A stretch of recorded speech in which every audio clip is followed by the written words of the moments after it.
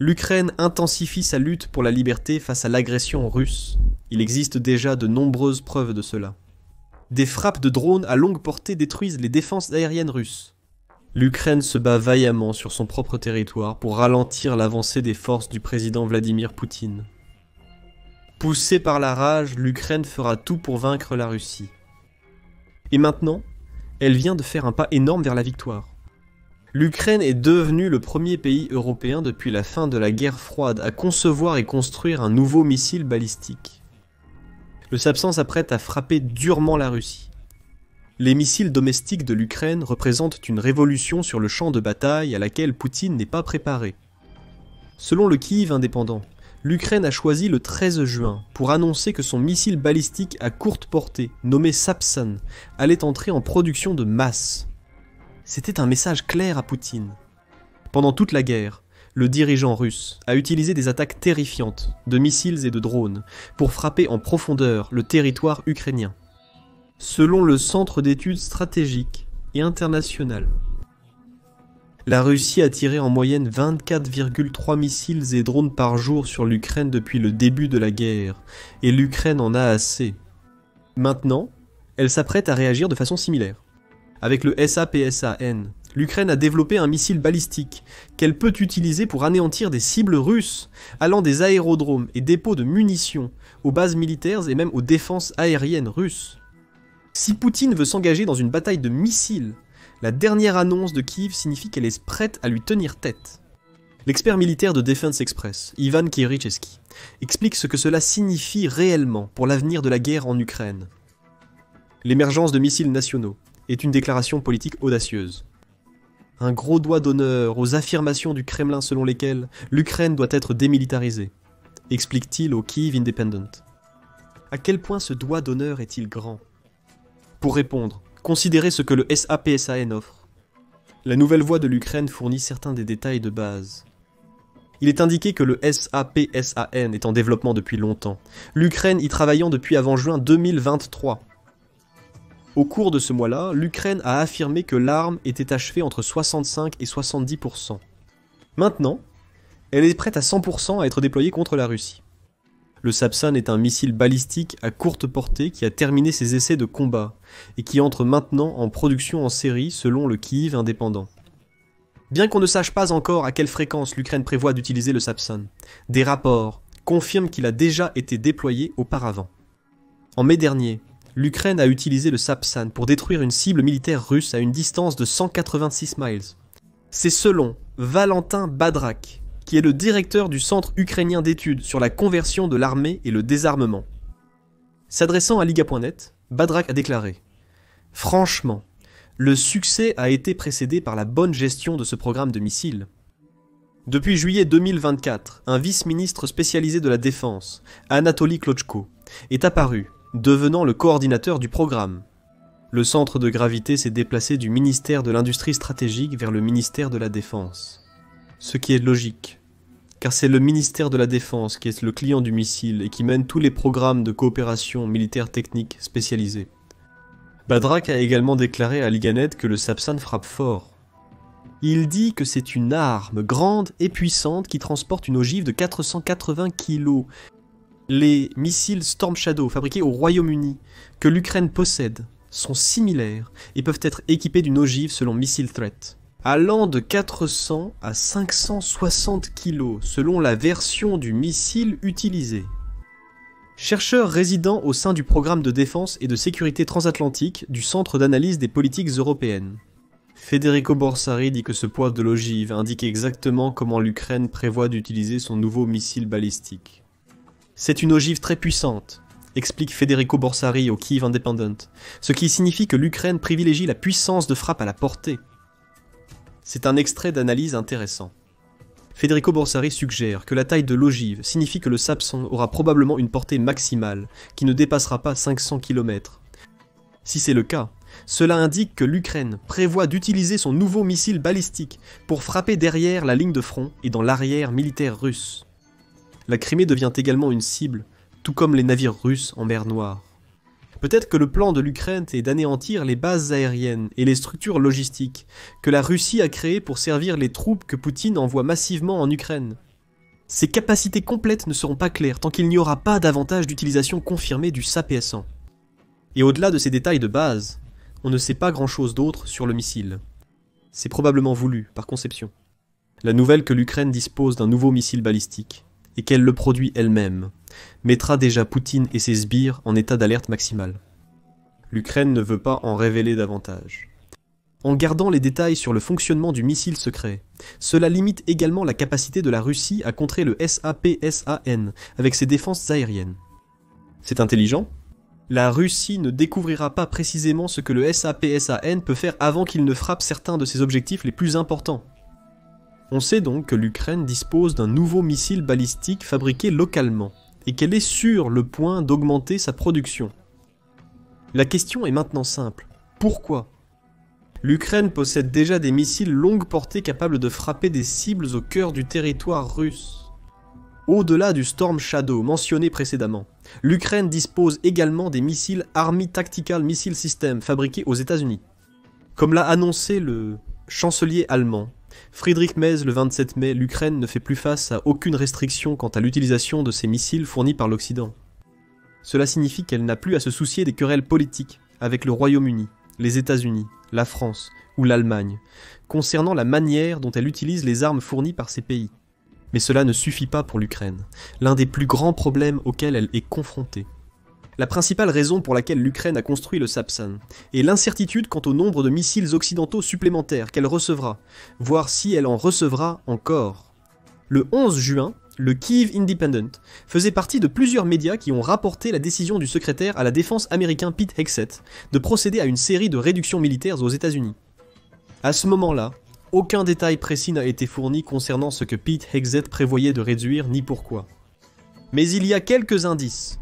Le 5 mai, Pete Hegseth a ordonné à l'armée américaine de se débarrasser de 20% de ses généraux 4 étoiles, tout en ordonnant une réduction de 10% des officiers généraux et amiraux de l'armée américaine. Quelques mois plus tôt, Pete Hegseth avait aussi signé une note demandant à l'armée américaine de licencier du personnel.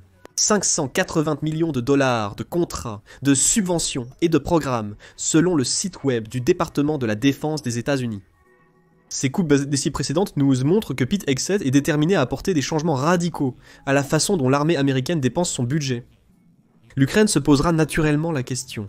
L'aide militaire fournie à l'Ukraine sera-t-elle la prochaine à être supprimée ? Les États-Unis ont déjà fourni 132 milliards d'aides à l'Ukraine, selon l'Institut de Kiel pour l'économie mondiale. Pratiquement, tout cet argent a déjà été attribué, ce qui signifie qu'il n'y a pas de nouveau paquet d'aide en vue. Cette situation ne semble pas devoir changer de sitôt, et c'est un problème pour l'Ukraine. Comme l'a rapporté le Kyiv indépendant, en juin, 15 armes américaines représentent environ 30% des fournitures que l'Ukraine a reçues de ses alliés occidentaux. Ces fournitures qu'on encore que ça me nuise. Et si Hegseth est sérieux au sujet des réductions, elles ne seront probablement pas réapprovisionnées. Borsaris s'est entretenu avec le Kyiv indépendant à ce sujet, déclarant que le président et l'administration sont intéressés par la paix, ce qui ne signifie cependant pas nécessairement la justice. Cette position mine évidemment le capital de négociation de l'Ukraine, tout en encourageant le Kremlin à poursuivre son agression militaire sans véritable conséquence. Pour l'instant, c'est le « hot pour l'instant » qui est particulièrement inquiétant pour l'Ukraine. En ce moment, l'incertitude règne quant au niveau de soutien militaire que l'Ukraine peut attendre des États-Unis à l'avenir. D'autres Army Tactical Missile System vont-ils arriver ? Peut-être pas. Et si c'est le cas, des missiles produits localement, comme le SAPSAN, pourraient avoir la tâche vitale de combler un grand vide laissé par les États-Unis dans les approvisionnements militaires de l'Ukraine. Alors que les États-Unis réfléchissent à leur prochaine action, Euromaidan Press indique que l'Europe essaie également de comprendre ce que signifie intensifier lorsqu'il s'agit d'aider l'Ukraine à combler ce vide. Par exemple, la présidente de la Commission européenne, Ursula von der Leyen, a annoncé le plan Réarmer l'Europe en mars dernier. Dans ce plan, l'Union européenne s'est engagée à consacrer environ 920 milliards de dollars à la défense continentale. Ce plan incluait aussi l'allocation de 46,09 milliards de dollars de plus à l'Ukraine. Cependant, cette deuxième proposition a été bloquée par plusieurs membres de l'Union européenne, dont l'Italie et la Hongrie, rapporte Euromaidan Press. Depuis l'annonce du plan de von der Leyen, l'Ukraine n'a reçu que 1,15 milliard de dollars de l'Union européenne. Et cela provient des intérêts générés par les avoirs russes gelés dans les banques de l'Union européenne. Cela ne veut pas dire que l'Ukraine ne reçoit pas d'aide militaire de la part des pays européens, y compris ceux de l'Union européenne. Mais le montant de l'aide et ce qu'elle inclut sont déterminés pays par pays, ce qui n'est pas idéal pour la planification de guerre de l'Ukraine. Comme mentionné précédemment, l'incertitude quant à la provenance de l'aide est un problème majeur pour l'Ukraine, alors qu'elle avance plus profondément dans l'année 2025. Sapsin est introduit maintenant alors que l'Ukraine tente de renforcer sa production nationale d'armes pour compenser la perte potentielle d'armement, en particulier des missiles longue portée comme ATACMS et Storm Shadow. Cela pourrait découler des tractations politiques s'entourant l'aide. Et cela mène à la deuxième raison pour laquelle l'Ukraine déploie Sapsan. Elle doit poursuivre sa campagne de frappe en profondeur sur le territoire russe. Ce type de frappe s'est déjà révélé extrêmement efficace, alors que l'Ukraine tente de relâcher la pression exercée par les forces de Poutine sur le pays. En décembre 2024, le Conseil de l'Atlantique a noté que l'Ukraine faisait tout son possible pour élargir son arsenal à longue portée, afin de continuer à mener des frappes en profondeur. Son article est paru alors que l'Ukraine dévoilait un nouveau drone missile nommé Peklo, que le Conseil affirme capable de voler à 434 miles par heure, avec une portée proche de sa vitesse maximale. Même à l'époque, le Conseil de l'Atlantique rapportait que le développement par l'Ukraine de ce type d'arme reflétait sa frustration envers ses partenaires occidentaux et leur retard. Il a également souligné que beaucoup en Ukraine pensent que disposer d'un arsenal solide et à longue portée est essentiel pour négocier une paix équitable avec la Russie. L'idée est simple. La Russie a un avantage parce qu'elle est capable de frapper l'Ukraine à distance. Si l'Ukraine a la même capacité, elle peut porter la guerre en Russie. La pression est alors exercée sur Poutine. La perte de sites militaires clés affecte les opérations des troupes russes prises en Ukraine. De plus l'Ukraine peut frapper des cibles à l'intérieur de la Russie, plus le peuple russe commence à réaliser la réalité de la guerre que Poutine a déclenchée. Les armes à longue portée sont un atout crucial pour l'Ukraine et la Russie. Et en mars 2025, Sky News rapportait ce que le terme « levier » signifie réellement. Elle a relayé les propos du général de brigade ukrainien Yuri Tichyol. Il a déclaré que l'Ukraine prévoyait d'intensifier sa campagne de frappe en profondeur, ce qui impliquerait de doubler son rythme de production de drones longue portée à 2000 par mois. La Russie a de plus en plus de mal à dissimuler l'ampleur des dégâts, a déclaré Tichyol lors d'un entretien avec Sky News. Les quartiers généraux ont été touchés, affaiblissant les structures de commandement et semant la panique dans leurs bureaux. Comparé à l'année dernière, mener des opérations de combat à grande échelle est devenu nettement plus difficile pour les Russes. C'est pourquoi SAPSAN est si important. L'Ukraine doit continuer les frappes en profondeur sur le territoire russe. Elle ne peut pas le faire avec les drones seuls. Pour faire une réelle différence, il faut des armes plus puissantes, comme des missiles avec des ogives de plus de 1000 livres. C'est le message que l'Ukraine veut faire passer à la Russie. Le message est clair, l'Ukraine peut frapper le territoire russe aussi durement que la Russie frappe l'Ukraine. De plus, il y a d'autres commentaires d'Ivan Kirishevski, cités précédemment dans la vidéo. Il a noté que la Russie pousse à la démilitarisation de l'Ukraine et que le développement du SAPSAN est un énorme pied de nez. L'Ukraine riposte. En réponse, il a raison sur les deux points. Le 19 juin, l'agence de presse russe, agence télégraphique de l'Union soviétique, a rapporté des propos tenus par Poutine, suggérant qu'il souhaite voir l'Ukraine complètement démilitarisée, dans le cadre de tout accord de paix, négocié entre la Russie et l'Ukraine. Nous n'autoriserons pas l'Ukraine à avoir des forces armées menaçantes pour la Fédération de Russie et son peuple. Ce n'est pas nouveau. La démilitarisation de l'Ukraine était l'un des buts annoncés par Poutine au lancement de son opération militaire spéciale. La véritable raison pour laquelle Poutine veut cela, c'est qu'une Ukraine démilitarisée est sans défense. Ce n'est pas que la Russie aurait un voisin dont elle n'aurait pas à se soucier. En réalité, la Russie utiliserait la démilitarisation pour s'emparer du territoire ukrainien. L'Ukraine ne va pas permettre une menace aussi massive contre son statut de nation souveraine. Et pour l'instant, les États-Unis ne poussent pas à faire de la démilitarisation une partie de l'accord de paix qu'ils essaient de favoriser entre l'Ukraine et la Russie. Pourtant, il est indéniable ce que Vladimir Poutine veut vraiment. Avec Sapsan, l'Ukraine envoie un message clair. Le dirigeant russe n'obtiendra pas la démilitarisation qu'il recherche. En fait, il a simplement redynamisé l'industrie nationale ukrainienne de production d'armement. Au point que, malgré plus de 3 ans de guerre, le pays produit plus d'armes et des armes plus puissantes que jamais auparavant.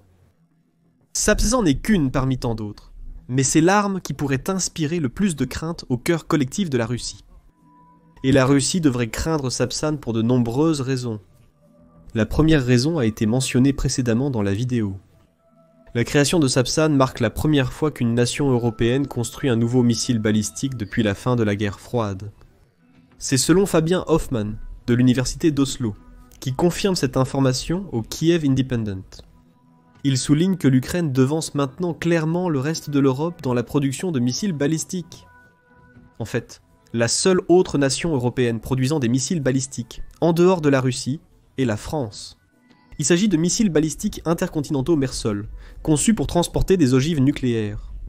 Le Royaume-Uni possède aussi des missiles balistiques, tout comme plusieurs autres pays européens, mais aucun de ces pays ne fabrique ses propres missiles. L'Ukraine le fait désormais. Et cela ouvre plusieurs possibilités, notamment l'Ukraine, qui peut mener des frappes directes avec son nouveau Sapsan, et potentiellement vendre ce missile à ses alliés européens. Pour créer une menace à long terme encore plus grande pour la Russie, l'Occident savait que l'Ukraine développait ce type de missile, selon Hoffman. Kirishevsky souligne également que l'arrivée du Sapsan tombe à point nommé. Les Américains sont à court de missiles, et ils ne sont pas prêts à nous les donner. Les partenaires européens n'ont pas de missiles balistiques. Nous devrons en fabriquer nous-mêmes, car il n'y a aucune autre source d'approvisionnement. La Russie a acculé l'Ukraine dans un coin, et celle-ci riposte avec un coup de poing décisif dirigé vers le menton de Poutine. Il y a aussi le problème de la défense aérienne, ce qui nous amène à une autre raison pour laquelle la Russie craint le Sapsan. La Russie est immense. Elle couvre environ 6,6 millions de miles carrés de territoire, ce qui rend impossible la défense de tout le pays avec des systèmes de défense aérienne. Bien sûr, ce n'est pas nécessaire. La Russie consacre ses défenses à ce qu'elle considère comme des cibles militaires clés, mais c'est là que réside un problème. Les défenses aériennes de la Russie s'affaiblissent de mois en mois. Les ressources limitées sont déjà extrêmement mises à rude épreuve. Le ministère des Finances de l'Ukraine affirme que la Russie a déjà perdu un nombre massif de 1188 unités de défense antiaérienne en date de juin. 20, et ce même dès septembre 2024. Selon Business Insider, la Russie ne peut pas stopper les frappes profondes de l'Ukraine en raison d'un manque imminent de défense antiaérienne. Oui, les systèmes S-300 et S-400 de la Russie sont censés être capables d'abattre un missile balistique comme le Sapsan. Cependant, la Russie en manque tellement qu'elle retire ces types de systèmes de ses positions en Asie, les remplaçant par des versions factices. Dans le but de couvrir davantage son propre territoire, l'Ukraine a montré qu'elle était plus que capable de neutraliser les défenses aériennes russes, notamment grâce à des attaques de drones. C'est aussi une décision tactiquement astucieuse.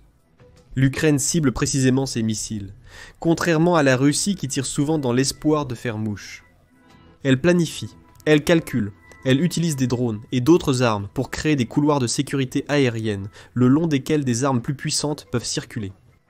Ensuite, l'Ukraine frappe. Cela deviendra probablement plus fréquent avec l'arrivée du Sapsan sur le champ de bataille. Dans les mois à venir, il est probable que des frappes de précision menées avec ce missile suivront. Des rapports font état de l'Ukraine détruisant des défenses aériennes, à des endroits clés, à des centaines de kilomètres derrière les lignes de front de la guerre en Ukraine. Chaque opération comme celle-ci affaiblira davantage les défenses aériennes russes déjà réduites, offrant plus d'opportunités aux SAPSAN de causer de sérieux dommages. Et le pire pour la Russie, c'est que le SAPSAN n'est qu'un symptôme d'un problème bien plus vaste, auquel Vladimir Poutine est désormais confronté. L'industrie de l'armement en Ukraine connaît une croissance rapide. En avril, le président ukrainien, Volodymyr Zelensky, a confirmé que plus de 40% des armes utilisées par l'Ukraine sur le front sont produites en Ukraine. Cela inclut environ 95% des drones que l'Ukraine utilise pour cibler les troupes et l'équipement russe. D'autres missiles sont également en production, y compris le drone missile mentionné précédemment, ainsi que les missiles Neptune et Long Neptune de l'Ukraine. Ce que l'Ukraine possède maintenant, c'est la capacité de production pour devenir l'un des principaux fabricants d'armes en Europe. Et cela ne peut que s'agrandir à partir de maintenant.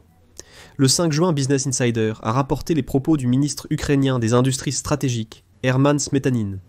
Plus tôt en 2025, Il a affirmé que les capacités de l'industrie de défense ukrainienne avaient été multipliées par 30 au cours des 3 années de l'invasion. Cette industrie valait 1 milliard en 2022. Aujourd'hui, elle atteint 35 milliards et continue de croître. Le défi de l'Ukraine est de libérer tout le potentiel de cette industrie en plein essor malgré sa croissance.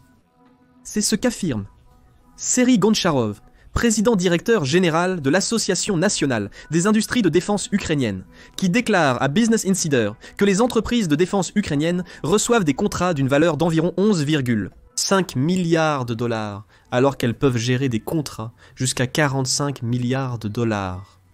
Ce ne sont que des limitations budgétaires qui empêchent l'Ukraine de produire davantage d'armes nationales.